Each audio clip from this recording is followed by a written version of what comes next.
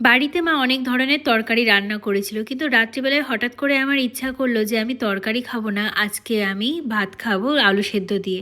তো সেই মতোই রান্নাঘরে চলে গেলাম আর পেঁয়াজ কুচিয়ে নিয়েছিলাম। এদিকে কিন্তু আমি শুকনো লঙ্কা প্রথমেই তেলে ভেজে নিয়েছিলাম, তারপর পেঁয়াজ কুচানোগুলো কিন্তু ওই তেলেই ভেজে নিয়েছি। এরপর একটা গোটা টমেটো কুচিয়ে নিয়েছিলাম, সেটাও দিয়ে দিলাম। তারপর কয়েক কোয়া রসুন থেতো করে ওর মধ্যে দিয়ে বেশ ভালো করে ফ্রাই করে নিলাম। তারপর আলু সেদ্ধগুলো আমি কিন্তু এর মধ্যে ম্যাশ করে নেব।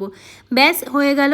এরপর চলো ভাত বেড়ে নেওয়া যাক। প্লেটে কিন্তু আমি ভাত বেড়ে নিয়েছি আমার আর বোনের জন্য। তারপর আলুর চোখাটাও নিয়ে নিয়েছি, আর প্রথমেই সেই যে শুকনো লঙ্কা দুটো, সেই দুটোও নিয়ে নিয়েছি। আলু সেদ্ধ ভাতের সাথে তো ডিম সিদ্ধ নিতেই হবে। এবার চলো ভালো করে মাখানো যাক, চটকে চটকে মাখানো যাক।